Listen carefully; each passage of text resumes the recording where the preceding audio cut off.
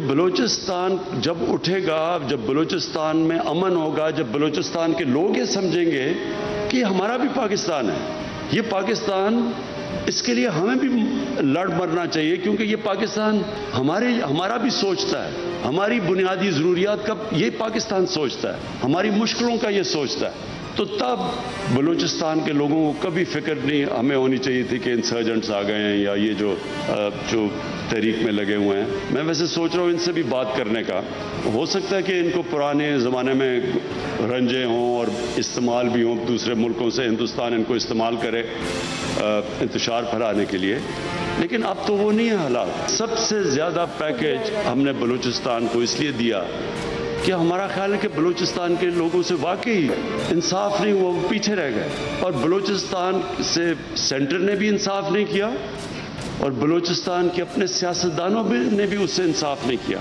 जो पैसा अस्सलाम वालेकुम नाज़रीन, आप देख रहे हैं प्रोग्राम एक्सपर्ट्स। मैं हूं दुआ जमील। आज के पैनल का हिस्सा होंगे अयाज खान साहब, आमिर इलियास राना साहब, फैसल हुसैन साहब, ब्रिगेडियर रिटायर हारिस नवाज साहब और मोहम्मद इलियास साहब। बढ़ते हैं पहले बड़े सवाल की तरफ, और आज हम सबसे पहले बात कर रहे हैं बलूचिस्तान की। तो गुज़श्ता रोज़ वज़ीर आज़म ने गवादर का दौरा किया और सी पैक के कई मंसूबों का संग बुनियाद रखा। दौरे के दौरान उन्होंने बलूचिस्तान में क़याम अमन पर जोर देते हुए ये बताया कि सोच रहा हूँ कि बलूचिस्तान में अलहदगी की तहरीकें चलाने वालों से भी बात करूँ, क्योंकि ऐसे लोगों को भारत जैसे मुल्क अपने मफाद के लिए इस्तेमाल करते हैं। प्राइम मिनिस्टर के इस बयान पर सोशल मीडिया पर नई बहस शुरू हो गई। आज वफाकी वज़ीर इत्तलात फवाद चौधरी ने काबीना इजलास के बाद मीडिया ब्रीफिंग में यह दावा किया कि कुलभूषण जाधव के बाद मुल्क में भारत का सबसे बड़ा दहशतगर्दी का नेटवर्क पकड़ लिया गया है और बलूचिस्तान में भारतीय दहशतगर्दी का नेटवर्क काफ़ी हद तक तोड़ दिया है। उन्होंने वज़ीर आज़म के बयान की वजाहत करते हुए दो टोक अल्फाज में ये बताया है कि भारत के साथ मिलकर पाकिस्तान में दहशतगर्दी करने वाले बलोचों से कोई मुज़ाकरात नहीं होंगे। ताहम बलूचिस्तान के वो नाराज़ कौम परस्त जो सियासी मसाइल की वजह से नाराज़ हैं, उनके साथ मुज़ाकरात के लिए बाज़ाब्ता तौर पर काम शुरू कर दिया गया है। इसी हवाले से हमारा पहला और बड़ा सवाल है, ब्रिगेडियर साहब मैं आपसे आगाज़ करी हूँ। गवर्नमेंट का सियासी तौर पर नाराज़ बलोच कौम परस्तों से मुज़ाकरात का फैसला आपके ख्याल में मकासद हासिल हो पाएंगे? जो मतलूबा अहदाफ इस वक्त गवर्नमेंट इस मामले में देख रही है वो हासिल कर सकेगी? देखें दुआ, ये एक बहुत ही कॉम्प्लिकेटेड लेकिन बहुत इम्पोर्टेंट इशू है। और अगर आपको याद हो, जनरल नासिर जंगवा जो वहाँ पर कोर कमांडर थे, उन्होंने भी एक सिलसिला शुरू किया था और उसमें बहुत से बलोच नाराज़ हमारे जो पहाड़ों पर गए हुए थे वो नीचे उतर आए, उन्होंने अपने हथियार भी जमा कराए, रोमेन सी में आ गए। लेकिन वहाँ पर इशू क्या है, जब सोशो इकनॉमिक होती है ना, हालात ख़राब होते हैं, रोज़गार नहीं होता है, लोगों को अपने बीवी बच्चों को पालने के लिए पैसा नहीं होता है, बीमारी के लिए इलाज नहीं होता, तो फिर वो दूसरी एजेंसी जो होती हैं दुश्मन मुल्क की, वो आके आपको वहाँ पर कल्टिवेट करती हैं, आपको पैसा देती है। सबसे बड़ा ये इशू है। और देखिए टोटल वहाँ पर 50 लाख यानी 5 मिलियन बलोच हैं, जिनमें 25% लाख बलोच हैं और 25% टोटल उसमें बलोच हैं और पश्तून अलहदा हैं। इसलिए ये it's not a big deal. अगर आप एक उनके लिए फाइनेंशियल पैकेज, सबसे पहले तो उनके ज़ाहिर है जो 1-2% हमारे गुबरा बलोची भाई हैं उनके साथ मुज़ाकरात के, जो भी उनको उनके लीडरों से बात की जाए, उनके मुतालबात को सुना जाए। और ये मसाइल सुनने के लिए you have to go to Balochistan, not in Islamabad. Make them feel कि आप वहाँ पर जा रहे हैं, वहाँ बात कर रहे हैं, चीफ मिनिस्टर बहुत अच्छे हैं वहाँ के, उनसे मुज़ाकरात के मसला हल करें। और साथ ही साथ वो तो इकनॉमिक पैकेज है। देखें क्या उनकी रिक्वायरमेंट है, मवेशी पालते हैं और जहाँ पर जिम्मेदारी है वहाँ पर होटल चाहिए, 2 चीज़ें उनकी रिक्वायरमेंट है। तो आप अगर एक फैमिली को वहाँ पर आप 20, 25, 40 उनको एनिमल बकरियाँ दे देते हैं और साथ वहाँ पर ट्यूबवेल लगा देते हैं जो उनको आप पासी कर सकें, तो आधे मसाइल उनका ख़त्म हो जाते हैं। और जब आपकी इकनॉमिक प्रॉब्लम ख़त्म होते हैं तो आप खुद ब खुद आप मेन स्ट्रीम में आ जाते हैं। गवादर बहुत बड़ा जंप ऑफ पॉइंट है।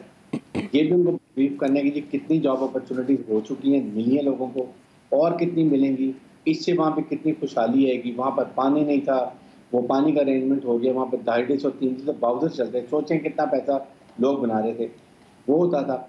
ये चीज़ें जब होंगी तो फिर ये लोग नहीं जाएंगे। मिसिंग लोग भी हैं, वो मिसिंग नहीं है, ज़्यादातर मिसिंग लोग जो हैं वो रॉ ने उनको कल्टिवेट करके वालिस्तान ले गए हैं और वहाँ से अक्सर मारे भी जाते हैं। मेरे ख्याल में इन चीज़ों को अगर हम करें तो ये बहुत अच्छा स्टेप है। हम सबको इसको इनकरेज करना चाहिए और उम्मीद करनी चाहिए कि बलूचिस्तान में अगर ये अमन होगा तो हमारा बलूचिस्तान मनसूबा ये सी पैक मनसूबा कामयाब होगा। और साथ ही साथ रॉ और एनडीए बहुत बुरी तरह नाकाम होते हैं।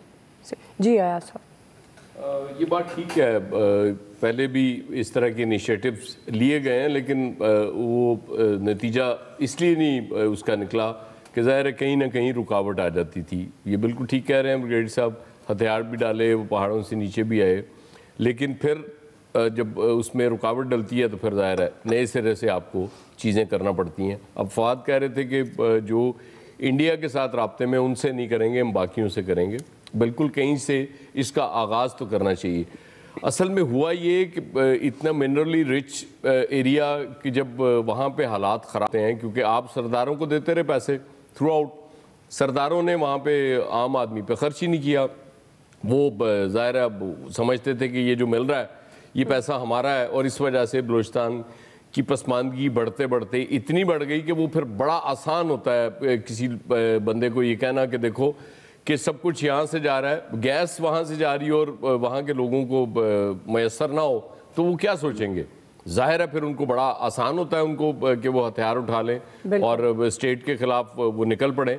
और समझ भी आती है बात कि एक चीज़ मेरी खित्ते में इतनी ज़्यादा है और मुझे मैसर नहीं है और वो पूरा पाकिस्तान इंजॉय कर रहा हो उसको और बाकी लोगों को जा रही हो, तो ऑब्वियसली मैं तो उस पर मुझे तो पसंद नहीं आएगी, मुझे तो गुस्सा चढ़ेगा। और जब मुझे गुस्सा चढ़ेगा तो कोई मुझे उसमें अपने साथ मिला लेगा, क्या हो यार ये हमारे साथ चूँकि जुल्म हो रहा है तो जुल्म के तुम भी खिलाफ हो, तो आओ निकलते हैं इस जुल्म के खिलाफ। तो फिर वो बढ़ते बढ़ते काफिला बढ़ता जाता है और जाहिर है लोगों की तादाद भी बढ़ती है। तो ये काम बहुत पहले से करना चाहिए था और कंसिस्टेंट होना चाहिए था। ये पॉलिसी कंसिस्टेंट होती तो आज हालात बहुत डिफरेंट होते। जाहिर है आप 100% नाराज लोगों को तो नहीं मना सकते, कुछ नाराजगी रहेगी, लेकिन जितनी कम हो जाएगी उतना अल्टीमेटली स्टेट को फायदा हो जाएगा। और बिल्कुल गवादर में अब ये एक और बहुत बड़ा पॉइंट है कि गवादर में अगर बलोच आपने माइनस कर दिए और वहां पे इतनी तरक्की हो गई तो फिर नफरत और बढ़ेगी। तो इसलिए बड़ी सोच समझ के बड़ी जबरदस्त पॉलिसी बनाने की जरूरत है। बलोच अवाम को उसमें उनका शेयर देना चाहिए, बल्कि मैं समझता हूँ कि अब ज्यादा शेयर देना चाहिए, क्योंकि जो पिछली ज्यादतियां हुई हैं उनका भी अजाला करना चाहिए। फिर देखिए आप बलूचिस्तान का क्या हालात होते हैं उसके बाद। जी आमिर साहब, थोड़ी सी मैं बात फैलाऊंगा भी सही और इधर भी आऊँगा। मैंने कल भी जिक्र किया था, मुशीर कौमी सलामती थे नवाज शरीफ दौर में, जनरल जंजुआ, नासिर जंजुआ, जिनका भी ब्रिगेडियर साहब ने जिक्र किया। ज़ाहिर है वो पहले कोर कमांडर थे और वो जो ज़रबे ये जो पाकिस्तान ने PO4 में ऑपरेशन किया था उस वक्त वहाँ पर वो कमांडर भी थे। बड़ी ज़बरदस्त किस्म की वो पर्सनैलिटी थे। और जाहिर है कि जब आप ऐसी सड़कें बनाते हैं जहाँ पे रोज़ धमाके हो रहे हैं और पाक फ़ौज के लोग जा रहे थे, शहीद हो रहे थे, इसलिए मैंने कल जनरल राहील शरीफ का भी जिक्र किया था कि वो नवाज शरीफ के साथ होते थे वहाँ पे। पाकिस्तान आर्मी ने सैकड़ों किलोमीटर दूर से पानी ला के वो सड़कें तैयार की थी। वो हर आदमी को सोचे देखे तो पता लगता है दिल गुर्दे का काम था कि आप चंद सिपाही हैं और आपके ऊपर एक अपनी कौम के लोग दुश्मन बना के डाल दिए गए हैं। अब्दुल मालिक बलोच जब डॉक्टर अब्दुल मालिक बने थे चीफ मिनिस्टर, सनाउल्लाह ज़हरी थे, और हर सूरत में जनरल नासिर जंजुआ, पाकिस्तान की फ़ौज, पाकिस्तान की गवर्नमेंट उस वक्त नवाज शरीफ की, ये सारे मिलके गवादर CPAC चला रहे थे। तो लोगों को लाया जाता था, बात की जाती थी और ये जा के सारे के सारे नाम मैंने जो लिए हैं ये लंदन में भी मिलते रहे लोगों के साथ कि किसी तरह से वापसी पे हो। लेकिन मेरी इत्तला के मुताबिक ब्रेक ये लगी थी कि जब वो वापस आने के लिए तैयार हुए और उसमें से कुछ अफ़गानिस्तान में मौजूद लोग जिनकी अभी भी काफ़ी बड़ी तादाद वहाँ मौजूद है, एक इत्तला आई थी कि ये इंडियन और जो पाकिस्तान दुश्मन बाकी फोर्सेस हैं गवादर पे, मैं नाम नहीं ले रहा, और बहुत सारी फोर्सेस हैं जो हमारे बज़ाहिर दुश्मन नहीं है लेकिन वो हमारे लोगों को पैसे ज़रूर लगा रहे हैं कि गवादर तरक्की ना करे। गवादर तो अब बन गया है, सड़कें भी बन गई, कम्युनिकेशन हो गई है, अब उसे सिर्फ आपने चलाना है। तो उसमें वो लोग सारे शामिल हो गए, तो वो ब्रेक लगी कि नहीं भाई हम इनको लाएं और ये उल्टा कोई काम शुरू कर दें। तो वो उस वक्त ब्रेक लगी थी। अब फिर 3 साल 3.5 साल के बाद ये काम दोबारा शुरू होने जा रहा है अगर, तो मेरे ख्याल में बयान देना भी अच्छा है लेकिन इस पे बैकग्राउंड में काम होना बहुत ज़्यादा ज़रूरी है। देखें यहाँ पे जो थे उस वक्त नवाब अकबर बुगटी का एक मामला हुआ, ज़फ़रुल्लाह जमाली वज़ीर आज़म थे, वो बताया करते थे हमें, वो पैसे देने जाया करते थे कि, तो मैंने एक दफ़ा उनसे खुद पूछा था कि ये आप पैसे देने बतौर प्राइम मिनिस्टर चले जाते हैं, वो कहेंगे जनरल मुशर्रफ ने वादा किया था मैं निभाने जा रहा हूँ। तो मैंने उनसे कहा, मैं कहा ये क्यों नहीं हम इस तरह के लोगों के साथ डील करते बराह रास्त? तो उन्होंने कहा नहीं, ये प्रो पाकिस्तान बलोच है, ये नहीं होगा ना तो ये सारे के सारे बाकी दुश्मन मुल्कों के हाथ में खेलेंगे और नाम बुगटी का लेंगे। और वक्त ने वही साबित किया कि वो सारे के सारे बुगटी के नाम पे अब सबको तिगनी का नाच नचा रहे हैं। लेकिन एक अच्छी बात है कि उनको टैकल भी किया जाना चाहिए, उनके साथ लड़ाई जहां होनी है वो भी होगी, लेकिन बातचीत का रास्ता अपनों से निकालना चाहिए। मैंने पिछले प्रोग्रामों में भी एक दफ़ा कहा था कि 10,000 रुपए में वो लोग साइकिल बम लगा जाते हैं, जिसके घर में रोटी नहीं है उससे आप क्या तवक्को करेंगे। पिछले दिनों चंद महीने पहले FBI ने, बस आखिरी बात कर दूं, एक ऑपरेशन लॉन्च करवा दिया वजारत दाखिला से कि जी हम स्मगलिंग के खिलाफ हैं, ईरानी पेट्रोल नहीं आएगा। अरे भाई, लोगों की एक पूरी कम्युनिकेशन लाइन बनी हुई है, रिस्क लगा हुआ है। या तो आप मुतबादिल रोजगार का पहले से बंदोबस्त करो, फिर आप सब स्मगलिंग रोक लो। बेशक कराची हब बना हुआ है उस पेट्रोल का, रास्ता रोकें, लेकिन आप अपने लोगों को बेरोजगार करके दुश्मन के हाथ में ना दें जो वनरेबल है पहले का पहला। मोदी ने क्या कहा था बलोचिस्तान के हवाले से? तो इन सब पॉलिसियों में ये मद्देनजर रखना चाहिए कि जो हमारा आम आदमी है, अगर उसको हम मुतबादिल रोजगार नहीं देंगे और सिर्फ इस बात पे कि जी चूंकि ये स्मगलिंग से पेट्रोल आ रहा है रोकने लगेंगे, तो उसके नताइज भी खतरनाक होते हैं। सही। फैसल साहब,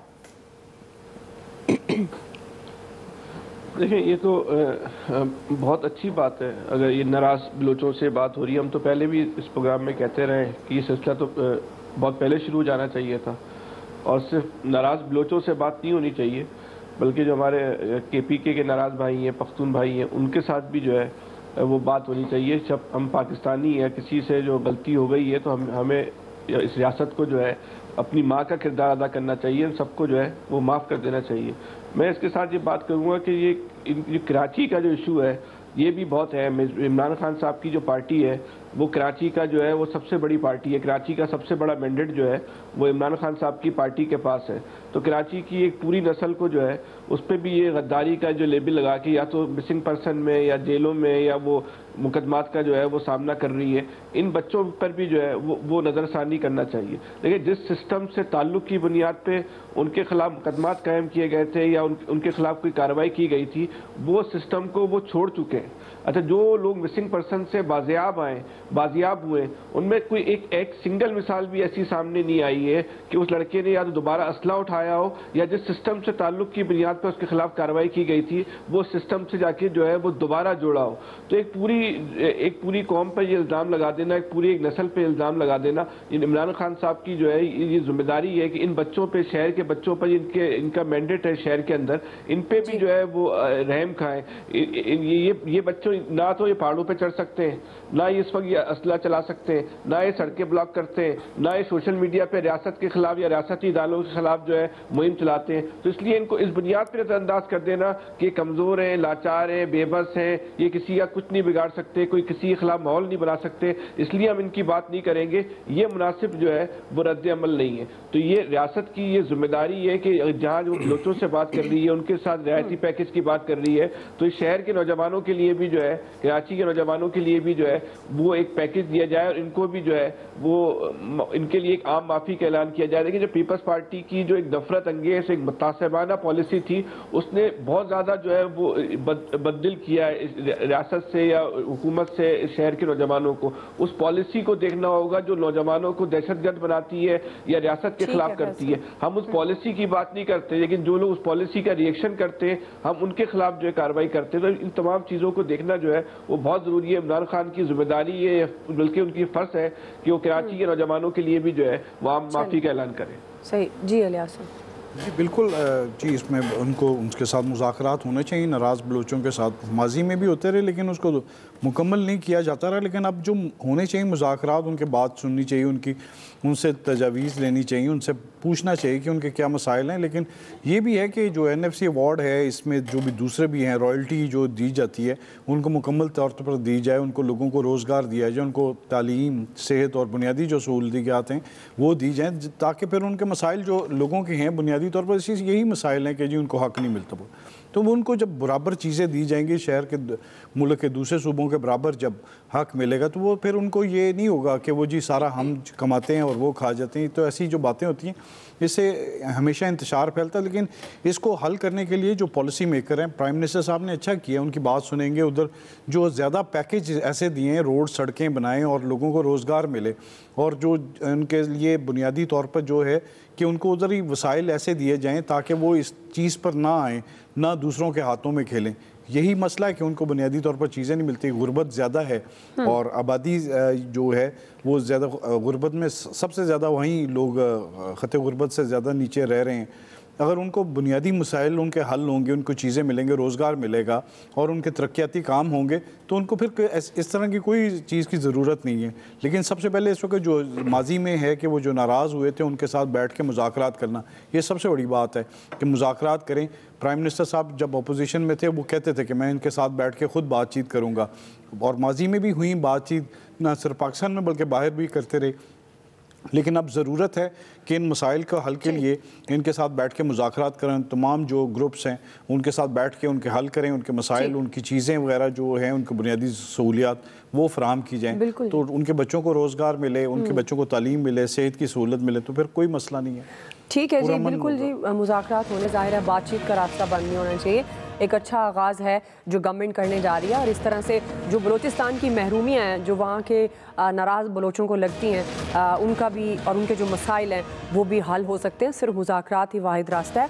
राय आप जान चुके एक्सपर्ट्स की। ब्रेक लेते हैं, ब्रेक से वापस आएंगे। हमारा दूसरा सवाल है, प्रोटोकॉल कल्चर का खात्मा वज़ीर आज़म की कामयाबी का इम्कान कितना है? राय लेते हैं ब्रेक के बाद।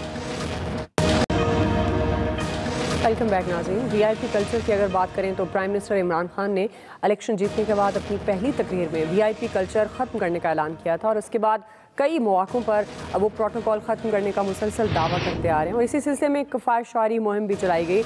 वज़ीर आज़म हाउस की भैंसें और इजाफी गाड़ियाँ भी बेची गई। वज़ीर आज़म और सदर की मराद कम करने की कोशिशें भी की गई। गवर्नर हाउस की दीवारें तोड़ने के बाद ऐलानात किए गए, लेकिन अक्सर वज़ीर, मुशीर, गवर्नर और मोमिनीन खुसूसी वज़ीर आज़म के दावों के बरक्स दिखाई दे रहे हैं, जिस पर आज प्राइम मिनिस्टर का एक अहम फैसला सामने आया। ट्विटर पैगाम में उन्होंने नौ आबादियाती कल्चर के खात्मे का अज़्म दोहराते हुए यह ऐलान किया कि वो आइंदा किसी प्राइवेट तकरीब में प्रोटोकॉल और सिक्योरिटी के साथ नहीं जाएंगे। पीटीआई के वुज़रा आला, गवर्नर्स और वुज़रा की सिक्योरिटी और प्रोटोकॉल पर नज़रसानी की जा रही है, और इस हवाले से अगले काबीना इजलास में जामे पॉलिसी पर फैसला किया जाएगा। इसी हवाले से हमारा सवाल है, अयाज साहब मैं आपसे आगाज़ करूँ। प्राइम मिनिस्टर इमरान खान साहब का ज़ाहिर है एक विजन ये भी था, जैसे हम एहतसाब की बात करते हैं, और वो कहते थे प्रोटोकॉल को मैं ख़त्म करूँगा, इस कल्चर का खात्मा करूँगा। अब एक बार फिर वो मुतहरिक नज़र आ रहे हैं। कितने कामयाब हो सकते हैं प्राइम मिनिस्टर? अच्छा, इनिशियली जब ज़ाहिर है वो ये दावा कर रहे थे या ऐलानात कर रहे थे, तो हम ज़ाहिर है बड़े एक्साइटेड थे कि चलें कोई एक प्राइम मिनिस्टर ऐसा इस मुल्क में आ रहा है जो इसको ख़त्म करेगा। लेकिन हुआ इसके बरक्स। हमने देखा प्राइम मिनिस्टर साहब भी उसी तरह सिक्योरिटी और प्रोटोकॉल, क्योंकि वो कहा यह जाता है कि जी वो चूँकि बड़ा मुश्किल हो जाएगा अगर आप सिक्योरिटी या प्रोटोकॉल के बगैर जाएंगे। मुझे अब भी समझ नहीं आ रही कि वो किस तरह निजी किसी फंक्शन में जाएंगे और प्रोटोकॉल और सिक्योरिटी के बगैर जाएंगे। फिर ये चीज़ नीचे तक ट्रैवल करती है। गवर्नर्स हैं, वुज़रा आला हैं, वज़ीर हैं, मुशीर हैं, मोमिनीन खुसूसी हैं। उसके बाद फिर हम बहुत सी गाड़ियों पे वो प्लेट देखते हैं, MNA, MPA, इवन हमारी अपनी community, press, journalist, lawyers, advocate, वो तो कोई शोबा ऐसा नहीं है जो बड़े फ़ख्र से ये ऐलान न करते हो कि मैं कौन हूँ। हालांकि आपकी शख्सियत को इसकी ज़रूरत नहीं होनी चाहिए, लेकिन चूंकि हमारे यहाँ कल्चर ऐसा बन गया हुआ है कि VIP उसी को समझा जाएगा, ज़ाहिर है जिसकी गाड़ी पे कोई तमतराक होगा या झंडा होगा या नहीं है तो फिर उसने कोई प्लेट लगाई होगी या गार्ड्स होंगे उसके साथ, या गार्ड्स होंगे। प्राइवेट गार्ड्स का भी बड़ा रिवाज हो गया हुआ है इस मुल्क में, और इतने 4-4, 6-6 गाड़ियाँ तो देख रहा होता हूँ लोगों को वो जा रहे होते हैं। फिर हमारे यहाँ हालत ये है कि हमारे जो शहरियों की हिफाजत की जिम्मेदार पुलिस है, उसके अफसरान के साथ आप देख लें सिक्योरिटी की कितनी गाड़ियाँ होती हैं। वो जब वो हमें सिक्योरिटी देने वाले जब खुद सिक्योरिटी ले रहे होंगे तो फिर क्या हालत होगी। तो प्राइम मिनिस्टर साहब ने ऐलान किया, अभी तो मैं एक्साइटेड नहीं हो रहा बिल्कुल भी, क्योंकि अभी मैं देखूंगा कि प्राइम मिनिस्टर साहब इस ऐलान पे अमल दरामद, और वो जो कह रहे हैं next cabinet meeting next week हो जानी है, उसमें जो चीज़ें सामने आएंगी उसके बाद फिर उस पर अमल दरामद शुरू होगा। तो फिर यकीनन मैं बहुत तारीफ करूंगा प्राइम मिनिस्टर साहब की कि ये एक बहुत बड़ा काम किया। लेकिन अभी मुझे कतन कोई एक्साइटमेंट नहीं है क्योंकि ऐलान पहली दफ़ा नहीं हुआ। सही जी, आमिर साहब। मुझे बड़ी एक्साइटमेंट है इस बात पे कि जी अयाज साहब ये कह रहे हैं कि मैं अगला वीक देखूंगा। भाई हमने 2 साल 10 महीने से ऊपर काम शुरू हो गया, हम इस प्रोटोकॉल को भी देख रहे हैं। आप और हम सब टेलीविज़न पे गाड़ियां गिनवाते हैं, ये जी 25 नंबर गाड़ी आ गई, ये 26 नंबर, और ये चारों चीफ मिनिस्टर्स की बात हो रही है, कोई सिर्फ PTI के चीफ मिनिस्टर्स की बात नहीं हो रही। छोटे शहरों में कल्चर कुछ और है। मैं तो तजवीज़ दूंगा एक हफ्ता हम ये भी देख लेते हैं, हर बड़े शहर के एयरपोर्ट के बाहर लगा दें कैमरे और ले आएँ कि जनाब कितने वज़ीर गाड़ियों में गुजर रहे हैं। हर वज़ीर की एक प्रोटोकॉल तय है कि इतने सीसी गाड़ी लेगा, सब ने V8 पकड़ी हुई हैं, लैंड क्रूज़र, और सिक्योरिटी के नाम पे। भाई आप कौन सा दहशतगर्दी के खिलाफ इस वक्त जंग लड़ रहे हैं कि आपको बुलेट प्रूफ गाड़ियाँ चाहिए? आप तो आए थे कि हम PM हाउस में यूनिवर्सिटी बनाएंगे, आपने इस्लामिया यूनिवर्सिटी भावलपुर के अब्बासिया कैंपस को जनूबी पंजाब के सेक्रेटेरिएट में तब्दील करने के लिए ऑर्डर कर दिए। किसी गवर्नर हाउस में आपने कुछ ऐसा काम नहीं किया जो आपने दावे किए थे। अच्छा, अब आ जाए वो जो अयाज साहब बात कर रहे थे ना कि जी प्रोटोकॉल और सालाना, ना कोई जज, ना कोई स्पीकर, ना कोई वजीर आजम अपनी गाड़ी पे जो नंबर प्लेट है उसके अलावा नहीं लगा सकता जब तक ये टॉप से कल्चर ख़त्म नहीं होगा कि ये बताना पड़ेगा कि जी मैं हूँ। प्राइम मिनिस्टर को बॉक्स सिक्योरिटी मिलनी चाहिए। यहाँ सारे वजीर बॉक्स सिक्योरिटी लेके इस्लामाबाद में घूम रहे होते हैं, बाकी शहरों के लोग अपना बता सकते हैं। देखें, एक झंडा सिर्फ वफाकी वजीर का होता था, एटमी धमाकों के बाद नवाज शरीफ ने वो भी ख़त्म कर दिया। और जब सियासी हुकूमत आई, जनरल मुशर्रफ लेके आए इलेक्शन करा के, तो सबसे पहले जिनको डिफेंस मिनिस्टर बनाया था राव सिकंदर इकबाल मरूम, उन्होंने कह के इजाज़त दिलवाई कि नहीं जी फिर तो वज़ीर बनने का तो मज़ा ही नहीं, अगर झंडा ना हो। तो वो झंडा दोबारा लौट के आया। ये जो minister of state, special assistant, adviser लगाते हैं, इनका वैसे ही जो अगर आप कैबिनेट रूल्स देख लें उसमें इनका झंडा नहीं है, जो है वो वफाकी वजीर का है। अब मज़ा तब आएगा कि जी ये सारी बात ख़त्म करते हुए कि प्राइम मिनिस्टर साहब कहें कि अगली मीटिंग में मंगल के बाद यानी नेक्स्ट ट्यूसडे के बाद जी हमारा जो वजीर इस तरह का प्रोटोकॉल लेगा हम उसको कहेंगे कि अपनी गाड़ी पे चले। जब तक ये फैसला नहीं होगा, हर वजीर ने अपने महकमों के वीगो डाले खरीदे हैं और उनमें सिक्योरिटी गार्ड बिठा दिए हैं, लाइटें जल रही हैं। ड्रामा ये है कि जी इधर से तो एक गाड़ी मिली हुई है, अब तो वज़रा आपस में प्रोटोकॉल के लिए रिश्तेदारों को गाड़ियां दे रहे हैं। एक वजीर ने जो गाड़ियां दी, वजारत बदली, दूसरे ने आके उनके पेट्रोल कार्ड बंद कर दिए हैं। ये वफाकी वज़रा की बात कर रहा हूं मैं कि इस हद तक प्रोटोकॉल्स में चले गए हैं। इल्ला माशाल्लाह पता नहीं क्या होगा कि 3 साल पे इनको ख्याल आया कि जो बात हम पहले कह रहे थे कि जी पुराने कल्चर में थी, तो अब आपको रिवाइव करते हुए कहते हुए ख्याल नहीं आ रहा कि मैंने 3 साल में क्यों कुछ नहीं किया।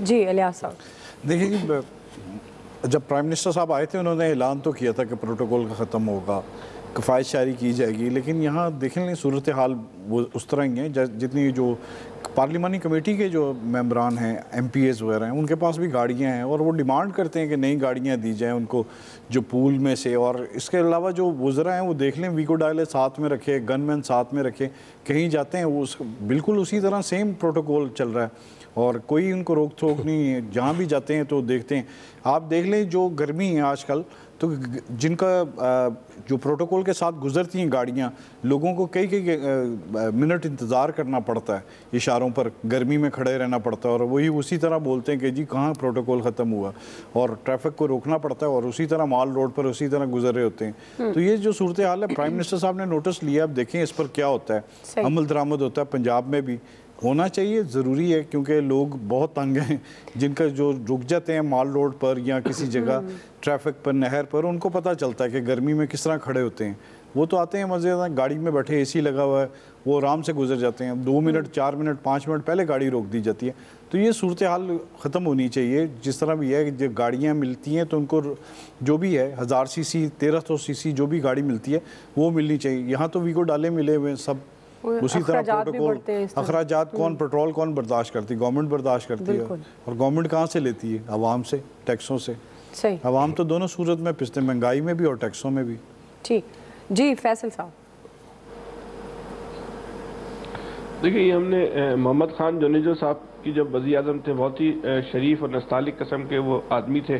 ये सबसे पहले ऐलान उन्होंने किया था, उसका अमली मुजाहरा भी जो है उन्होंने किया था, TV पर उन्होंने रात में खिताब किया और उसके बाद जो है एक तो उन्होंने ये फैसला किया कि वज़ीर-ए-आज़म भी कम सीसी गाड़ी में बैठेंगे और पाकिस्तान की बनी हुई गाड़ियों में जो है वो सफ़र करेंगे।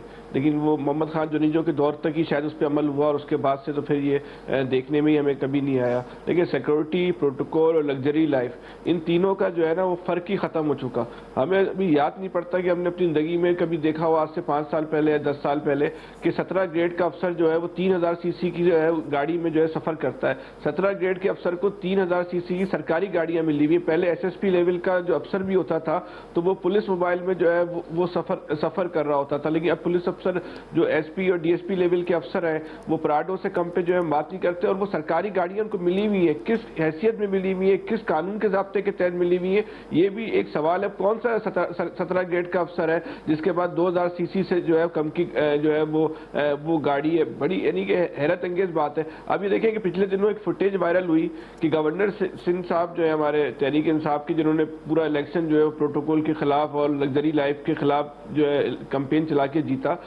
उनका जो कुत्ता था वो सरकारी वीगो में शाम की सैर करने जाता है। ये बाकायदा वीडियो आई कि वो बाकायदा सैर कर रहा था उनका कुत्ता। यानी कि उनके कुत्ते भी जो है वो 2-2, 3-3 हज़ार सीसी की सरकारी गाड़ियों में जो है वो सैर करने के लिए जाते हैं। अब ये बुनियादी मकसद क्या है, ये जो सूरत-ए-हाल क्या है? एक आम इंसान की जो है ना इस माशरे से ना इज्जत खत्म हो गई है। जो इज्जत खत्म हो गई तो लोगों ने इज्जत हासिल करने के लिए जो है ना ये मसनूई तरीक़ेकार जो है ईजाद किए हुए। पुलिस वाला भी जो है वो जो मोटरसाइकिल वाले को तो रोक रहा है, लेकिन जो 2000 सीसी में सिग्नल तोड़ के जा रहा है, जिसने 6 अफराद मुसल्लह अफराद बिठाए हुए अपने पीछे, उसको सिग्नल तोड़ के जा रहा है। जो गालियां बकता हुआ एक आम आदमी को गालियां देता हुआ जा रहा है, उसको जो है ना पुलिस वाला रोकने को तैयार है, ना ट्रैफिक कांस्टेबल रोकने को तैयार है। उसका सारा जोर जो चल रहा है वो एक मोटरसाइकिल वाले पे चल रहा है, उसी पे वो रोजाना चालान कर रहे हैं। जी सूरत हाल का सिर्फ वज़ीर-ए-आज़म के ऐलान से छोटी सी बात जो जुनेजो साहब ने ऐलान किया था वो सिर्फ ऐलान ही हुआ था, अमल नहीं हुआ था। सही जी ब्रिगेडियर नहीं, वैसे वो मैं बताऊं उस वक्त फौज में बड़ा सख्त अमल हुआ था। मैं उस वक्त मेजर ब्रिगेड क्वार्टर में और बड़ी सख्त इंस्ट्रक्शन थी। हमारे ब्रिगेड कमांडर पूरी फौज में सुजुकी कल्टस गाड़ी थी, सुजुकी गाड़ी थी 1000 सीसी सब इस्तेमाल पूरी आदमी में। ये मैं आपको बिल्कुल फैक्ट बता रहा हूँ। और सेकंड ये कि देखें इतनी मिसयूज ट्रांसपोर्ट होती है कि आप इमेजिन नहीं कर सकते। आई एम श्योर कि ये राना साहब और बाकी साहब आपके जितने पैनल में सबको मालूम होगा कि इतना। और ये क्रेडिट दें प्राइम मिनिस्टर को कि उन्होंने जब भी बाहर भी गए हैं दौरों में बहुत कम खर्च किया है। एटलीस्ट चले अगर उन्होंने कहा है तो लेट्स होप एंड प्रे कि ये काम हो जाए। इतनी मिसयूज होती है। I was caretaker minister Sindh में ये जब 2018 के इलेक्शन में, यकीन करें जो मिनिस्टर गए हुए थे, मैं जिनकी जगह कुछ 3-4 मिनिस्ट्री थी, 4-5 गाड़ियां फर्म डिपार्टमेंट लेके घर चले जाते हैं और then they don't listen, they don't respond. ये मैं आपको प्रैक्टिकल बात बता रहा हूँ। और गाड़ी 1300 सीसी ऑथराइज है, यू शुड हैव 1300 सीसी। और यही बातें करने की जरूरत है अगर ये इस पर अमल हो जाता है कि आपको जो गाड़ी ऑथराइज है वो इस्तेमाल करें। लेकिन 4-5 में हर डिपार्टमेंट, अगर एक मिनिस्ट्री में 6 डिपार्टमेंट हैं तो 6 गाड़ियाँ और आ जाती हैं, वो फैमिली मेंबर बच्चे सब इस्तेमाल कर रहे होते हैं। ये एटलीस्ट आप कवर कर लें तो बहुत आसान अच्छा होगा। क्योंकि बाकी जो आपकी इस वक्त सिक्योरिटी के इन्वायरमेंट से में भी इसलिए एक्सक्यूज बना लेते हैं minister, prime minister is Pakistan पक्के हैं, वो Imran Khan is not for him but its prime minister Pakistan security होती है।